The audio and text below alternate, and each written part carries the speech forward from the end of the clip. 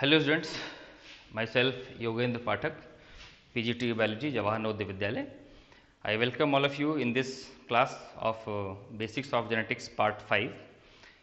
In this class, we will go through the topic linkage of genetics, and this linkage it is very much important from the point of view of your NEET exam as well as board exam, and most of the students they face difficulty to understand this. So, I will try to explain this topic in a very easy way so that you may grasp it easily. So, actually this linkage topic it is in continuation with the previous parts. You may search it out on the YouTube channel. So, the subtopics of this topic is kinds of linkage. There are two kinds, complete and incomplete linkage. We will discuss later. Linkage groups, very much important. Direct question is used to ask in NEET exam from this topic. Chronology, that is the chronology of discovery of the phenomena linkage. So, let us begin. Linkage, what is linkage? Actually, first of all, start from this. Linkage is an objection from the Mendel's fourth principle or Mendel's second law. ठीक है, let me talk in Hindi. Linkage की शुरुआत आप समझ सकते हैं कि कहाँ से है. एक्चुअली आपने इसके पहले मेरे प्रीवियस पार्ट में आप पढ़ेंगे मेंडल्स लॉ जिसमें है, उसमें आपने पढ़ा था कि 4 प्रिंसिपल्स दिए थे. चौथा प्रिंसिपल था आपका लॉ ऑफ इंडिपेंडेंट असॉर्टमेंट.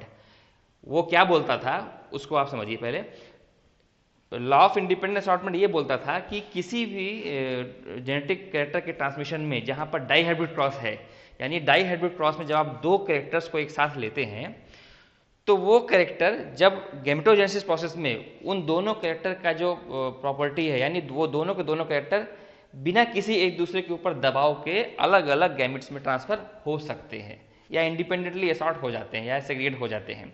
ठीक है, फिर से सुनिए कि वो दोनों कैरेक्टर यानी डाईहाइब्रिड क्रॉस के केस में दो कैरेक्टर जो आप लेते हैं वो दोनों कैरेक्टर गैमेटोजेनेसिस प्रोसेस में एक साथ अलग अलग गैमेट्स में ट्रांसफर हो जाते हैं बिना किसी एक दूसरे के ऊपर दबाव के. वो आपका था लॉ ऑफ इंडिपेंडेंट असॉर्टमेंट. आप इसको समझने के लिए प्रीवियस आप पार्ट मेरा देख सकते हैं. लेकिन लिंकेज क्या है? लिंकेज उसी का डेविएशन है. यानी कि आप ये कह सकते हैं कि लिंकेज मेंडल्स प्रिंसिपल का फोर्थ प्रिंसिपल जो कि लॉ ऑफ इंडिपेंडेंट असॉर्टमेंट था उसका डेविएशन है, यानी उसको ऑब्जेक्शन करता है. ठीक है, लिंकेज क्या है? लिंकेज में if the genes are located या situated on the same chromosome, अगर suppose law of independent assortment का ही आप केस ले लीजिए. लॉ ऑफ इंडिपेंडेंट असॉर्टमेंट में अगर वो दोनों कैरेक्टर के जीन जो कि आपने डाईहाइब्रिड क्रॉस में लिया हुआ है, उन दोनों कैरेक्टर के जीन अगर एक ही क्रोमोसोम पे लोकेटेड हैं, ठीक है, and are fairly close to each other, और वो एक ही क्रोमोसोम पे पास पास लोकेटेड है या पास पास नहीं भी लोकेटेड है, एक ही क्रोमोसोम पे लोकेटेड है, then they tend to be inherited together. तब क्या होगा? वो दोनों कैरेक्टर एक साथ अगले जनरेशन को में ट्रांसफर हो जाते हैं या हो सकते हैं. ठीक है, अगर हो जाते हैं तो वो लिंकेज होगा. हो सकता है कि ना हो, क्योंकि मियोसिस प्रोसेस में क्रॉसिंग ओवर भी होती है, वहां से वो अलग अलग हो सकते हैं, वो अलग की बात है. लेकिन अगर पास पास लोकेटेड है, एक ही दोनों कैरेक्टर के जीन्स एक ही क्रोमोसोम पे एक ही साथ लोकेटेड है, जैसे कि यहाँ पर है, देखिए इस क्रोमोसोम पे ए और बी दो कैरेक्टर आपने लिया, दोनों की जीन्स एक ही क्रोमोसोम पर लोकेटेड हैं, तो ये आपका लिंकेज शो करेगा. ठीक है, यानी कि आप ये समझिए कि लिंकेज है क्या? लिंकेज मेंडल्स प्रिंसिपल का फोर्थ प्रिंसिपल का डेविएशन है. क्यों डेविएशन है? क्योंकि मेंडल साहब का जो इंडिपेंडेंट असॉर्टमेंट हुआ था एक्सपेरिमेंट, उस पे इत्तेफाक की बात है कि जो उन्होंने डाईहाइब्रिड क्रॉस का कैरेक्टर्स लिए थे वो दोनों कैरेक्टर अलग अलग क्रोमोसोम पर लोकेटेड थे, इसलिए उनका रिजल्ट अलग आया था और लिंकेज का रिजल्ट अलग आता है. ठीक है, फिर से सुनिए. मेंडल्स एक्सपेरिमेंट में इंडिपेंडेंट असॉर्टमेंट में जो कैरेक्टर लिया गया था वो उन दोनों कैरेक्टर का जो जीन्स थे वो अलग अलग क्रोमोसोम पे थे, इसलिए उसका रिजल्ट अलग होगा. जबकि लिंकेज के केस में जो दो कैरेक्टर आप लेते हैं उन दोनों कैरेक्टर का जीन एक ही क्रोमोसोम पर लोकेटेड होता है. ठीक है, इसी वजह से वो एक साथ एक जनरेशन से नेक्स्ट जनरेशन में इनहेरिट हो जाते हैं. इसी को हम लोग लिंकेज कहते हैं. अब जब लिंकेज हो रहा है तो एक्चुअली मेंडल साहब ने लिंकेज को डिस्कवर अपना नहीं किया था, उनके एक्सपेरिमेंट में लिंकेज नहीं था। ठीक है, तो लिंकेज अगर आप देखेंगे तो ये मेंडल लॉ का अपवाद हुआ, इसलिए यहां से क्वेश्चन आता है और इसको समझना भी चाहिए आपको। देखिए क्या होता है एग्जैक्टली, आप समझिए। मान लीजिए मैं आपको एक अभी लॉ ऑफ इंडिपेंडेंट असॉर्टमेंट बताता हूं पहले मेंडल का, जो कि उसमें क्या हुआ था और लिंकेज में क्या होता है। मान लीजिए ये एक लॉ ऑफ इंडिपेंडेंट असॉर्टमेंट यानी जनरल क्रॉस है, जिसमें कि एक आपने प्योर डाइहाइब्रिड पेरेंट लिया डोमिनेंट, जिसमें कि ए बी बी जीन है। ए क्या है, एक कैरेक्टर का जीन है, और बी बी क्या है, दूसरे कैरेक्टर का जीन है, यानी कम से कम दो कैरेक्टर आप लेंगे। ये भी आप ध्यान रखेंगे कि जब आप लिंकेज की बात करते हैं तो आप मान के चलिए कि दो कैरेक्टर से कम की बात हो ही नहीं रही है, क्योंकि लिंकेज का मतलब ही हुआ कि दो कैरेक्टर के जीन्स का एक साथ ट्रांसफर होना या दो से ज्यादा का। तो लिंकेज का मतलब ही हुआ कि दो कैरेक्टर से कम की कैरेक्टर की बात करनी ही नहीं है आपको। तो यहाँ पे आप देखते हैं कि ये आपके एक पेरेंट चूज किया आपने, जिसमें कि ये दोनों कैरेक्टर, दो कैरेक्टर हैं जिसके कि होमोजाइगस कंडीशन में डोमिनेंट हैं, ए एंड बी बी। यहाँ पे मैंने आपको क्रोमोसोम भी बना के समझाने का एक प्रयास किया हुआ है कि देखिए ये यहाँ पर क्रोमोसोम्स हैं। मान लीजिए ये दोनों होमोलोगस क्रोमोसोम है और ये दोनों होमोलोगस पेयर क्रोमोसोम, दो पेयर क्रोमोसोम है। ये जो ए है डोमिनेंट एलील है, ये दोनों ए अलग अलग क्रोमोसोम पर होमोलोगस क्रोमोसोम पे तो होंगे ही, साथ में एक कैरेक्टर का एक एलील और दूसरे कैरेक्टर का भी एक एलील, वो दोनों आपका अलग अलग होमोलोगस क्रोमोसोम पे लोकेटेड है। यानी कि आप ये कह सकते हैं कि ये दोनों कैरेक्टर आपका एक ही क्रोमोसोम पे नहीं है, जो कि नॉर्मली आपने मेंडल्स लॉ में पढ़ा हुआ था। इस केस में आपका क्या होगा, गैमेट्स बनेंगे आपका ए बी टाइप का। इसमें भी देखिए आपके एक क्रोमोसोम पे एक ए जीन है, दूसरे क्रोमोसोम पे बी जीन है, फिर आपका F1 जनरेशन बना है, हेटेरोजाइगस डोमिनेंट होगा। फिर आपने यहाँ पे क्या आपको देखना है कि लिंकेज के केस में और नल लिंकेज के केस में टेस्ट क्रॉस रेशियो क्या होता है, इसको आपको ध्यान देना होगा। ये बोर्ड में भी और नीट एग्जाम में भी पूछा जाता है। देखिए इस केस में आपका इंडिपेंडेंट असॉर्टमेंट हो रहा है, जो कि मेंडल लॉ के हिसाब से है, और इसका जो टेस्ट क्रॉस रेशियो होगा वो क्या होगा, 1:1:1:1:1। टेस्ट क्रॉस रेशियो क्या होगा, 1:1:1:1:1। कैसे होगा, मैंने आपको बताया। यहां पे आपने F1 जनरेशन को टेस्ट क्रॉस किया। टेस्ट क्रॉस क्या है मैं आपको बता चुका हूं, आप प्रीवियस मेरे वीडियो में जाकर देख लीजिए। टेस्ट क्रॉस क्या होता है, F1 जनरेशन को जब रिसेसिव पेरेंट से क्रॉस कराया जाता है, that is called as test cross. तो यहां पर आपका ये F1 जनरेशन ये हुआ और रिसेसिव पेरेंट आपका ये हुआ। इसके गैमिट आपके ऐसे यही वाले बनेंगे, क्योंकि रिसेसिव पेरेंट आपका ये है तो गैमिट इसके ये बनेंगे। ठीक है, और आप ये कह सकते हैं कि लाइक दिस, इसको आप ऐसे कर लीजिए, ए बी बी कर लीजिए, ज्यादा बेहतर होगा। ये आपका रिसेसिव पेरेंट हुआ। गैमेट्स इसके चार टाइप के बनेंगे। यहाँ पे कैसे ए बी और ए बी और ए बी, चार टाइप के गैमेट बने, और यहाँ पर एक ही टाइप का गैमेट बना। आपका रेशियो क्या आया, 1:1:1:1 आ गया। ठीक है, फेनोटाइपिक रेशियो 1:1:1:1 आया। ये कब आया, इंडिपेंडेंट असॉर्टमेंट के। अब लिंकेज में देखिए क्या होता है। लिंकेज के केस में ये जो आपने मान लीजिए दो कैरेक्टर ले रखा है, यही कैरेक्टर आप मान लीजिए ए बी करके लिया हुआ समझने के लिए। यहाँ और यहाँ में अंतर क्या है, यहाँ पर देखिए, यहाँ पर ए और बी जो दो कैरेक्टर के जीन्स हैं अलग अलग हैं, ये दोनों जीन एक ही क्रोमोसोम पे हैं। ठीक है, जबकि यहाँ पर ए और बी के दोनों जीन अलग अलग यानी डिफरेंट क्रोमोसोम्स पर हैं। ठीक है, ये मेंडल लॉ को फॉलो करेगा और ये वाला मेंडल लॉ को फॉलो नहीं करेगा। ठीक है, क्योंकि मेंडल लॉ के केस में जो इंडिपेंडेंट असॉर्टमेंट का जो रिजल्ट आया था वो एक्चुअली दो डाइहाइब्रिड क्रॉस थे, उन दोनों का जीन अलग अलग यानी कि डिफरेंट क्रोमोसोम पे था, जबकि लिंकेज में ये दोनों जीन एक ही क्रोमोसोम पे है। अब क्या होगा देखिए, इसके बाद अब चूंकि आपने देखा कि यहाँ पर दो कैरेक्टर के जीन एक ही क्रोमोसोम पर लोकेटेड हैं, होमोजाइगस हैं। अब यहाँ पर गैमेट बनेगा, एक ही टाइप का बनेगा, जिसपे कि दोनों कैरेक्टर के जीन मौजूद हैं। यहाँ पर भी ऐसे ही बना, और आपका यहाँ पे F1 जनरेशन आपका हेटेरोजाइगस टॉल आ गया। हेटेरोजाइगस टॉल यहाँ पर भी होगा, हेटेरोजाइगस टॉल यहाँ पर भी होगा। अंतर क्या है कि इनमें जो दो हेटेरोजाइगस के जो टॉल कैरेक्टर है वो दोनों अलग अलग जीन पे, अलग अलग क्रोमोसोम पे हैं, जबकि इसमें क्या है, दोनों जो आपके जीन हैं डोमिनेंट वाले वो एक ही क्रोमोसोम पर लोकेटेड हैं।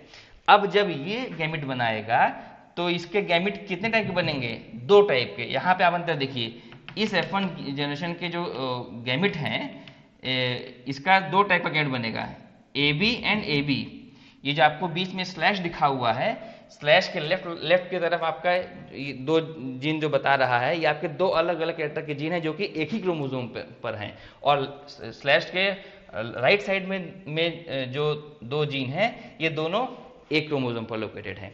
तो इस केस में भी यहाँ पर भी आप देखिए, जब आपका F1 जनरेशन का आप इसका टेस्ट क्रॉस कराएंगे, यानी कि F1 जनरेशन का रिसेसिव पेरेंट से क्रॉस कराएंगे इससे, तो क्या होगा, यहाँ पर भी आप ए बी कर लीजिए, ए बी बी, ये आपका रिसेसिव पेरेंट ये होगा। टेस्ट क्रॉस का मतलब क्या होता है, F1 जनरेशन का रिसेसिव पेरेंट से क्रॉस कराना।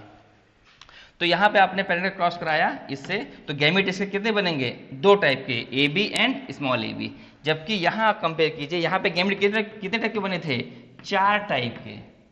ठीक है, यही अंतर है। यहाँ पर गैमेट कितने टाइप का बनेगा, 2 ही टाइप का बनेगा। क्यों बनेगा, क्योंकि ए और बी जीन एक ही क्रोमोसोम पे है, तो ये इनका सेग्रेगेट होने का सवाल ही पैदा नहीं होता, तो ये डिफरेंट गैमेट में जाएंगे ही नहीं। इसलिए आपका ये दोनों जीन जो कि दो अलग अलग कैरेक्टर के हैं, एक ही क्रोमोसोम पर हैं, इसलिए गैमेट भी यहाँ पर 2 टाइप का बनेगा, और रेशियो भी आपका यहाँ पर 1:1 आएगा, क्योंकि 2 ही टाइप के यहाँ पर ऑफस्प्रिंग बनेंगे। ये आपका हो गया लिंकेज, इसी को हम लोग लिंकेज कहते हैं। ध्यान क्या देना है आपको कि लिंकेज में आपका टेस्ट क्रॉस रेशियो 1:1 से डेविएट करेगा, 1:1 हो सकता है या दूसरे भी हो सकते हैं। ठीक है, ये रेशियो आपको नहीं मिलेगा। अगर ये रेशियो से डेविएट कर रहा है तो वो लिंकेज है, अगर ये रेशियो मैच कर रहा है तो वो जो कैरेक्टर जो आपने ले रखा है, 2 कैरेक्टर, वो दोनों कैरेक्टर, इसका मतलब क्या है, 2 अलग अलग क्रोमोसोम पर लोकेटेड है, जैसा कि मेंडल साहब के एक्सपेरिमेंट में था। ठीक है, यही इसका अंतर है। तो गैमेट्स यहाँ पर कैसे बना, आप इसको देखना है। यहाँ पर गैमेट्स, यहाँ पे अंतर क्या होगा, यहाँ पर आपका F1 जनरेशन का गैमेट 4 टाइप का बनेगा, यहाँ पर 2 टाइप का बनेगा, ये आपको ध्यान देना है। इंडिपेंडेंट असॉर्टमेंट के केस में test cross ratio F1 generation का 1:1 होता है, जबकि लिंकेज के केस में टेस्ट क्रॉस रेशियो आपका 1:1 होगा, यानी कि इस रेशियो से डेविएट करेगा। और ये लिंकेज फिनोमेना मेंडल लॉ का अपवाद है। ठीक है, मेंडल साहब ने इसको अपने एक्सपेरिमेंट में नहीं बताया था। ठीक है, so it is all about linkage. Then next come to the kinds of linkage.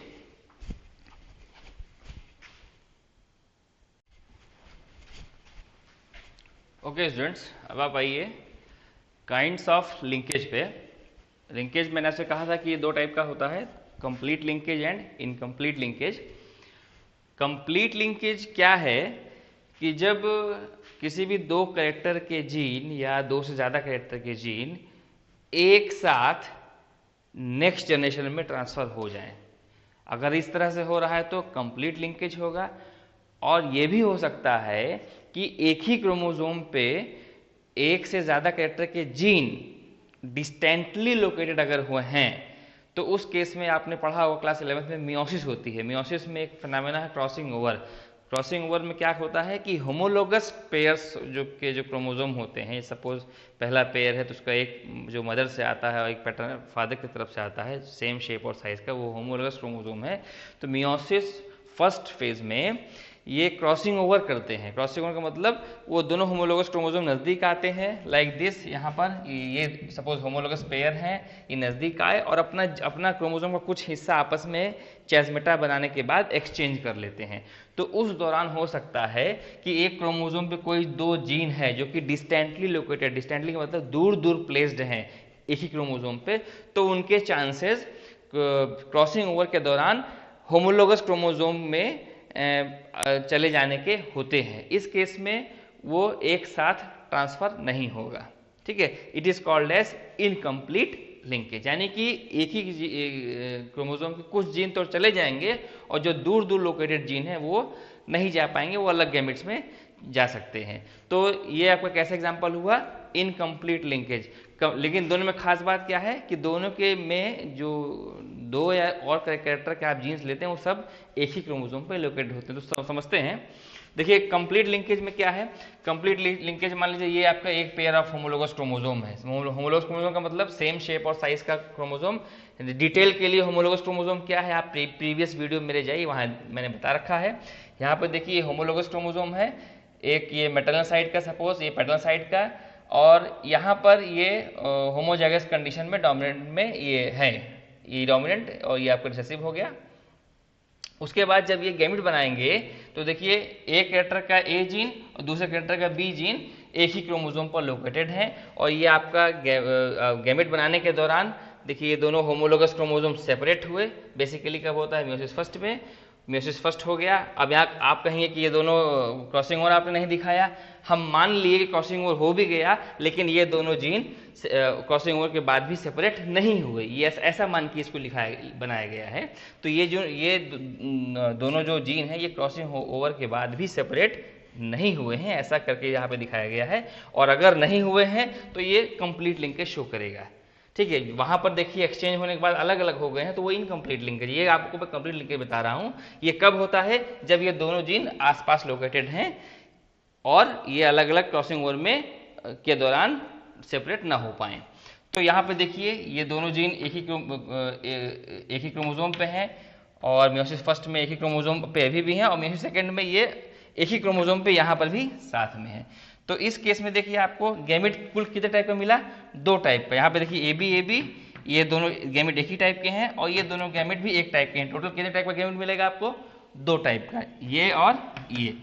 ठीक, क्योंकि ये दोनों सेम है, ये दोनों सेम है। लेकिन अगर आप इनकम्प्लीट लिंकेज की बात करेंगे तो यहाँ पर देखिए ये दोनों कैरेक्टर के जीन एक ही क्रोमोसोम पर लोकेटेड है, यहाँ पर क्रॉसिंग ओवर हो रही है। यहाँ पर देखिए कि होमोलोगस क्रोमोसोम के में नन सिस्टर क्रोमाटिड्स के बीच में जो यहाँ पर चेस्मेटा फॉर्मेशन हुआ है और क्रॉसिंग ओवर हो रही है, इस केस में इस आर्म का बी जीन जो कि राइट वाले में है वो अभी नेक्स्ट वाले में लेफ्ट में चला आएगा, यानी इसमें चला गया, और लेफ्ट वाले का कैपिटल बी जीन वो राइट वाले में चला गया, जैसे यहाँ पर। ठीक है, तो ये आपका फिनोमेना क्या हुआ? Incomplete linkage. इनकम्प्लीट क्यों? क्योंकि एक ही क्रोमोसोम पे पाए जाने वाले जीन अब यहाँ पर गैमेटोजेनेसिस के दौरान अलग हो गए हैं, सेपरेट हो गए हैं। ठीक है, ये आपको क्या कहलाएगा? Incomplete linkage. लिंकेज आप क्यों बोल रहे हैं? क्योंकि दोनों ही जीन एक ही क्रोमोसोम पर लोकेटेड है, इसमें भी और इसमें भी। इसमें अलग हो जा रहे हैं क्रॉसिंग ओवर की वजह से, और एक्चुअली ये होगा किस लिए ये भी आप जान लीजिए। इनकम्प्लीट लिंकेज क्यों होगा? Due to crossing over. ठीक है, तो क्रॉसिंग ओवर की वजह से होगा। और यहाँ पर आपका जो गैमेट बनेगा ये आपके देखिए होमोलोगस क्रोमोसोम क्रॉसिंग ओवर के बाद अलग हुए। ठीक है, अब ये होमोलोगस क्रोमोसोम की ये दोनों सिस्टर क्रोमाटिड्स हैं, एक ही क्रोमोसोम के सिस्टर क्रोमाटिड्स हैं, और ये आपका सिस्टर क्रोमाटिड्स अलग हुए। और यहाँ पे आप देखेंगे कि गैमेट्स कितने टाइप का टोटल बन रहा है? एक ए बी एक कैपिटल बी एक टाइप का, कैपिटल ए स्मॉल बी दूसरे टाइप का, स्मॉल ए कैपिटल बी तीसरे टाइप का, और स्मॉल बी चौथे टाइप का। 4 टाइप का गैमेट्स आपको मिल रहा है। So in the case of incomplete linkage you will get 4 type of gamete, while in the case of complete linkage you will get only 2 types of gametes. ठीक है, यह ध्यान रखेंगे। दो कॉमन क्या है? दोनों ही केसेस में जो है जो 2 कैरेक्टर आपने ले रखे हैं उसके दोनों के जीन एक ही क्रोमोसोम पे हैं। अंतर क्या है? इसमें वो जीन शुरू से लेकर अंत तक एक ही क्रोमोसोम पे रहेंगे। इस केस में क्या होगा? वो दोनों जीन गैमेटोजेनेसिस प्रोसेस में क्रॉसिंग ओवर के बाद, यानी क्रॉसिंग ओवर की वजह से ये दोनों जीन्स के कुछ एलील्स दूसरे गैमेट्स में असॉर्ट हो सकते हैं। ठीक है, क्यों होगा? Due to crossing over. So it is about complete linkage and incomplete linkage. और next we will go through the linkage groups.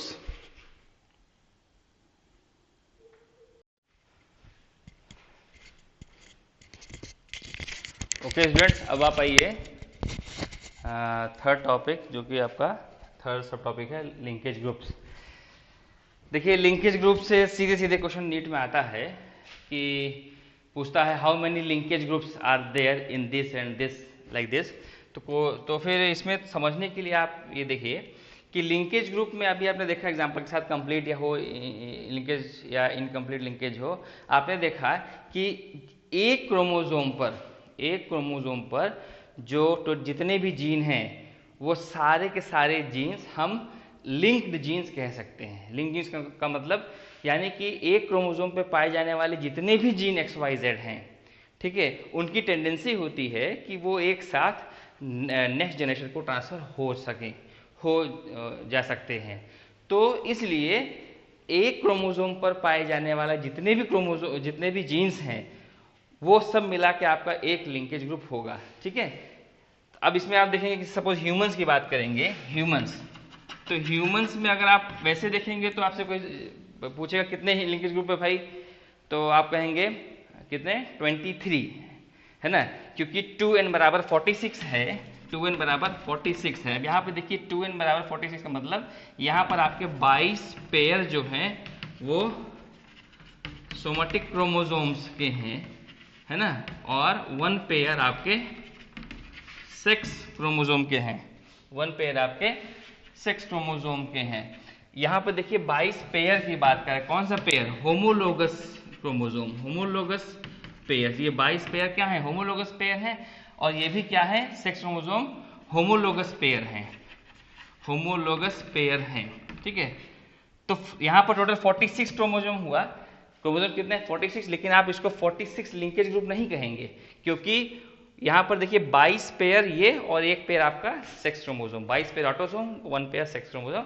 22 pair के जो होमोलोगस क्रोमोसोम और सेक्स क्रोमोसोम के होमोलोगस पेयर हैं, एक्चुअली होमोलोगस पेयर में जो chromosomes होते हैं वो ऑलमोस्ट उनके जीन सेम होते हैं, ठीक है, एग्जैक्टली ऑलमोस्ट वही जीन होते हैं, इसलिए एक होमोलोगस पेयर का जो क्रोमोसोम होगा वो एक ही लिंकेज ग्रुप में गिना जाएगा, भले ही एक होमोलोगस पेयर ऑफ क्रोमोसोम्स में 2 क्रोमोसोम होते हैं, ठीक है, लेकिन आप उसको 2 लिंकेज ग्रुप नहीं कहेंगे, क्योंकि दोनों ही क्रोमोसोम पर जो कि होमोलोगस हैं उन पे सेम जीन्स होती है, सेम सेट ऑफ जीन्स होते हैं, इसलिए एक होमोलोगस पेयर बराबर 1 linkage group, 1 homologous pair is equal to 1 linkage group. इस हिसाब से ह्यूमंस में कितने होने चाहिए, 2n बराबर 46, लेकिन क्वेश्चन यहाँ तक अभी 46 के हिसाब से 23 लिंकेज ग्रुप होने चाहिए, कितना लिंकेज ग्रुप, सो यहाँ पर 23 लिंकेज ग्रुप होना चाहिए,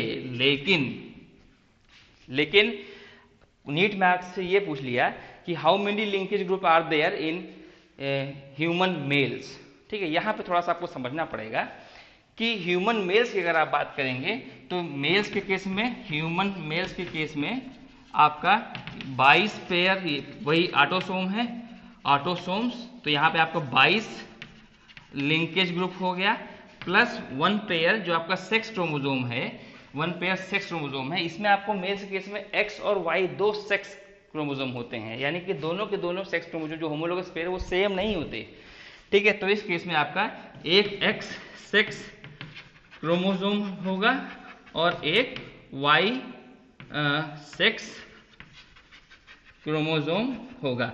इस केस में क्या होगा, यानी ह्यूमन मेल्स के केस में क्या होगा, आपके पास टोटल लिंकेज ग्रुप कितने हो जाएंगे, 22 पेयर ऑफ ऑटोसोम्स, जिसमें 22 लिंकेज ग्रुप होगा, ठीक है, और 1 X सेक्स क्रोमोसोम यानी कि 1 ग्रुप ये हो गया, और 1 Y सेक्स क्रोमोसोम ये 1 लिंकेज ग्रुप आपका यहाँ हो, टोटल कितने हो गए 24 फॉर ह्यूमन मेल्स, ठीक है। तो ये आपको ध्यान देना है कि अगर आपसे, लेकिन अगर फीमेल हो गया तो क्या होगा, फीमेल में फीमेल में आपके 1 पेयर ऑफ एक्स ये सेक्स क्रोमोसोम जो होते हैं वो दोनों एक्स सेक्स क्रोमोसोम ही होते हैं फीमेल्स केस में, यानी फीमेल अगर आप लेंगे तो इस वाई की जगह क्या हो जाएगा, एक्स हो जाएगा फॉर फीमेल्स। अब देखिए ये और ये दोनों होमोलोगस क्रोमोसोम सेम है, इस केस में आपको ये दोनों होमोलोगस क्रोमोसोम के लिए एक लिंकेज ग्रुप काउंट होगा, इसलिए अगर आपसे मेल में पूछा गया तो 22 pair autosome plus 1 X chromosome plus 1 Y chromosome, total linkage group 24, लेकिन अगर फीमेल में पूछा गया ह्यूमन के तो 22 linkage group of autosomes and 1 linkage group of both x sex chromosome, तो 22 प्लस 1 यानी कि 23 लिंकेज ग्रुप्स फॉर फीमेल, ये आपका हो जाएगा, ये आप ध्यान रखेंगे। इसी तरीके से अगर आपसे ड्रोसोफिला पूछा गया, ड्रोसोफिला के पूछा गया, ड्रोसोफिला में 4 पेयर क्रोमोसोम होते हैं, तो लिंकेज ग्रुप कितना हो गया, 4 लिंकेज ग्रुप हो गया, ठीक है, लाइक दिस। इस तरीके से आपको ध्यान देना है। तो लिंकेज ग्रुप का कॉन्सेप्ट आप समझ लीजिए, ये ह्यूमन मेल फीमेल में कई बार पूछा जाता है, पूछा गया है नीट में। ध्यान आपको ये देना है कि ह्यूमन मेल फीमेल में अलग अलग होगा, क्योंकि आपका एक्स जो आपका सेक्स क्रोमोसोम है उसमें डिफरेंस होता है। फीमेल के केस में दोनों sex chromosome x sex chromosome होते हैं, तो वहाँ पे एक ही लिंकेज ग्रुप काउंट होगा, सो 22 प्लस 1 23, और मेल्स के केस में दोनों एक्सेस क्रोमोसोम डिफरेंट होते हैं तो वहाँ पे दो लिंकेज ग्रुप होगा, यानी कि sex one pair of sex chromosome, ये आपके दो लिंकेज ग्रुप होंगे, एक एक्स सेक्स क्रोमोसोम का और एक वाई सेक्स क्रोमोसोम का। सो टोटल हो जाएंगे 24 इन द केस ऑफ मेल्स। ठीक है, so it is about linkage groups. याद क्या रखेंगे आपको, एक पेयर एक क्रोमोसोम पे एक क्रोमोसोम नॉर्मली जो होता है सिंगल क्रोमोसोम, वो आपका एक लिंकेज ग्रुप होगा। होमोलोगस पेयर है तो भी एक ही काउंट होगा, क्योंकि होमोलोगस क्रोमोसोम के जो जीन्स है वो ऑलमोस्ट सेम होते हैं। इसके बाद हम चलते हैं chronology of the discovery of phenomena of linkage. Okay students, अब हम लोग इसका फोर्थ सब टॉपिक पढ़ते हैं, जो कि chronology of the discovery of linkage है। Chronology of the discovery of linkage. देखिए, लिंकेज के बारे में मैंने आपको पहले बताया था कि linkage actually principle of inheritance का फोर्थ यानी कि इंडिपेंडेंट असॉर्टमेंट का अपवाद है ना। तो सीधी सी बात है, अगर आप क्रोनोलॉजी समझेंगे कि कब कहाँ कैसे किस तरीके से इवेंट हुए थे, तो आप ये मान के चलिए कि जब फोर्थ प्रिंसिपल का अपवाद है तो ऑब्वियसली मेंडल लॉ के बाद ही ये आया होगा, और ये भी ऐसा ही है। चूँकि मेंडल साहब के एक्सपेरिमेंट के बाद, यानी कि मेंडल साहब ने अपना एक्सपेरिमेंट कब से कब तक किया था, मेनली 1856 से 1863 यानी 1856 से 1863 के बीच में किया था। और मेंडल साहब का जो लाइफ स्पैन था वो कब से कब तक था, 1822 से 1884 में था। और 1856 ये 63 के बाद मेंडल साहब के काम के बाद इनका काम अनरिकॉग्नाइज्ड रहा, क्योंकि मैंने आपको इसका डिटेल मैंने आपको प्रीवियस अपने यूट्यूब पार्ट में बताया हुआ है, आप वहाँ जाके पढ़ सकते हैं। तो इनकी मेंडल की काम की एक्चुअली जो फिर से रीडिस्कवरी की गई वो 1900 में की गई। तीन साइंटिस्ट ने, शर्मार्क और ह्यूगो डे व्रीज कोरेंस ने किया था। तो उसके बाद ही ये सब लिंकेज का तामझाम आया।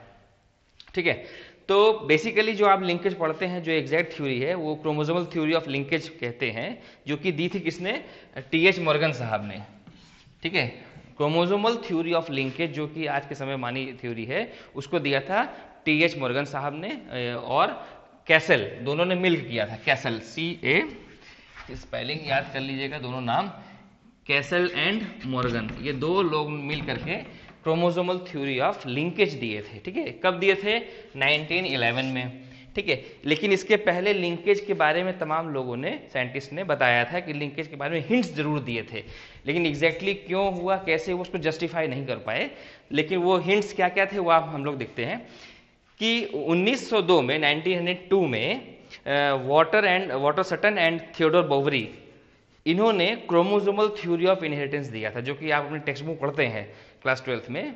क्रोमोसोमल थ्योरी ऑफ इनहेरिटेंस इन्हीं के द्वारा दिया गया था, Walter Sutton and Theodor Boveri. Okay, और सटन साहब के बारे में थोड़ा जान लीजिए। सटन साहब ने अपना काम किस पे किया था, studied meiosis on grasshopper.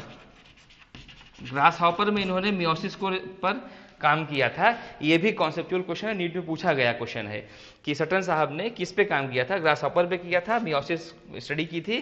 Theodore साहब ने सी अर्चिन पे काम किया था, किस पे, सी अर्चिन पे काम किया था।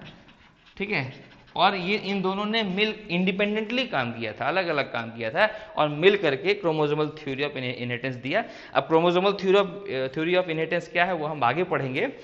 और उसके बाद 1902 में क्रोमोसोमल थ्योरी ऑफ इनहेरिटेंस देने के बाद 1903 में सटन साहब ने कहा कि chromosomes are the basis of units of heredity या जीन्स। ठीक है, इन्होंने कहा कि chromosomes are the bearer means chromosome पर ही यूनिट ऑफ इनहेरिटेंस यानी कि फैक्टर्स या जीन्स मौजूद हैं। ये सटन साहब ने 1903 में कहा। ठीक है, और इसके इन्होंने ये भी कहा कि क्रोमोसोम चूंकि कम है, नंबर इनके कम है, और जीन्स का जो नंबर है वो काफ़ी ज़्यादा है। तो यही वजह है कि क्रोमोसोम कम होने के कारण, चूंकि मियोसिस में, सटन साहब ने मियोसिस स्टडी किया था, इन्होंने कहा कि मियोसिस के समय क्रोमोसोम यूनिट की तरह काम करता है गैमेट्स में इनहेरिट होने के लिए। लेकिन क्रोमोसोम चूंकि लिमिटेड हैं, गिने चुने होते हैं और कैरेक्टर्स यानी जीन्स काफ़ी ज़्यादा हैं, तो ऑब्वियस सी बात है कि एक क्रोमोसोम पर एक से ज़्यादा यानी काफ़ी ज़्यादा जीन्स होते हैं। और अगर एक क्रोमोसोम पे एक से ज़्यादा या काफ़ी ज़्यादा जीन्स हैं तो ऑब्वियसली वो लिंक्ड जीन्स कहलाएंगे। तो लिंकेज की शुरुआत यहाँ से हो गई। ठीक है, तो सटन साहब ने इन्होंने कहा कि chromosomes are the bearers of units of heritage, यानी कि क्रोमोसोम ही यूनिट ऑफ इनहेरिटेंस यानी फैक्टर्स या जीन्स के एलिल्स के जीन्स के बेयरर्स होते हैं। और चूंकि जीन्स काफ़ी ज़्यादा होते हैं और क्रोमोसोम्स कम हैं तो ऑब्वियसली एक क्रोमोसोम पे काफ़ी सारे जीन्स होंगे, और अगर काफ़ी सारा जीन्स एक क्रोमोसोम पे है तो वो एक साथ नेक्स्ट जनरेशन को ट्रांसफर होंगे और वो लिंकेज फिनोमेना एग्जिबिट करेगा। ठीक है, तो यहाँ से ये चीज़ क्लियर कब दिया था? 1903 में। ये भी कई बार कॉन्सेप्चुअल क्वेश्चन पूछा गया है कि क्रोमोसोमल थ्योरी ऑफ इनहेरिटेंस कब आया था? 1902 में आया था। ठीक है, मेंडल लॉ के बाद ये सारा काम हुआ है। ओके, उसके बाद आप आ जाइए, थर्ड थ्योरी है Bateson and Punnett's coupling and repulsion hypothesis. देखिए इसके बारे में डिटेल तो मैं नहीं जाऊंगा क्योंकि बहुत लेंदी प्रोसेस है, वो आपको आपके काम का है भी नहीं, लेकिन यहाँ से जो नीट का क्वेश्चन आता है वो आप जानिए। एक्चुअली हुआ क्या था कि बेटसन एंड पनेट साहब ने अपना जो डाइहाइब्रिड क्रॉस किया था, है ना, डाइहाइब्रिड क्रॉस मेंडल साहब ने भी किया था और बेटसन एंड पनेट साहब ने भी किया, लेकिन बेटसन एंड साहब का जो डाइहाइब्रिड क्रॉस का रेशियो था वो मेंडल साहब का डाइहाइब्रिड क्रॉस से रेशियो से अलग आया। ठीक है, क्यों ऐसा हुआ? क्योंकि मेंडल साहब मैंने आपको अभी बताया था कि उन्होंने जो कैरेक्टर्स लिए थे वो डिफरेंट क्रोमोसोम्स पे थे, तो उनका वहाँ पर इंडिपेंडेंट असॉर्टमेंट हो गया था और रिजल्ट आपका फेनोटाइप दूसरा आ गया। लेकिन यहाँ पर बेटसन एंड पनेट साहब ने लेथाइरस ओडोरेटस यानी स्वीट पी पर भी काम किया था, लेकिन इनका जो F2 रेशियो है वो आपका मेंडल का जो इंडिपेंडेंट असॉर्टमेंट वाला रेशियो था उससे डिफरेंट आया। ठीक है, तो वो डिफरेंट क्यों आया, कैसे आया, वो हम नहीं जाएंगे, इतना जानिए कि उन्होंने कपलिंग एंड रिपल्सन हाइपोथेसिस किया था। ठीक है, उसमें क्या कहा था कि एग्जैक्टली आने का कारण क्या था कि इन्होंने जो दो कैरेक्टर लिए थे, ठीक है, उस दो कैरेक्टर में वो दोनों कैरेक्टर जब, I repeat, Bateson and Punnett साहब ने जो अपना कैरेक्टर लिया जिसमें कि इनका ratio Mendel's dihybrid cross ratio से अलग आया, इस केस में दोनों जीन एक ही क्रोमोसोम पे थे। ठीक है, कैसे थे वो आप देखिए, यहाँ से नीट में क्वेश्चन पूछा गया है कई बार। क्या पूछा गया? यही डायग्राम पूछा गया है। इस डायग्राम में बताइए कि कपलिंग कौन सा है, रिपल्सन कौन सा है। एक्चुअली क्या होता है, देखिए, जब किसी भी दो कैरेक्टर के दोनों डोमिनेंट जीन, किसी भी दो कैरेक्टर के दोनों डोमिनेंट जीन एक ही क्रोमोसोम पे हों तो उसको हम क्या कहेंगे? कपलिंग। ठीक है, तो ये आपका जो ये आपका फिगर है, इसलिए आपका दोनों क्या है? होमोलोगस क्रोमोसोम है। ठीक है, और एक होमोलोगस क्रोमोसोम पर ही दोनों डोमिनेंट जीन मौजूद हैं, तो इस केस को हम कहेंगे कपलिंग। इतना ही आप याद रखिए, it is important for you. बाकी डिटेल हम अभी आपको ना पढ़ना है ना ज़रूरत है। आप इतना याद रखिए कि कपलिंग के केस में होमोलोगस क्रोमोसोम पे के एक क्रोमोसोम पे दोनों डोमिनेंट जीन मौजूद होगा, that is called as coupling. इसको सिस जो नाम दिया था, CIS, ये हाल्डेन साहब ने दिया था बाद में 1945 में। ठीक है, उसके बाद रिपल्सन क्या है? जब दो कैरेक्टर के जीन होमोलोगस क्रोमोसोम पे डिफरेंट क्रोमोसोम पे हों, होमोलोगस क्रोमोसोम पे ही हों लेकिन अलग अलग क्रोमोसोम पे हों। जैसे यहाँ पर आपका ये डोमिनेंट है, उसका रिसेसिव यहाँ पर है और यहाँ पर दूसरे वाले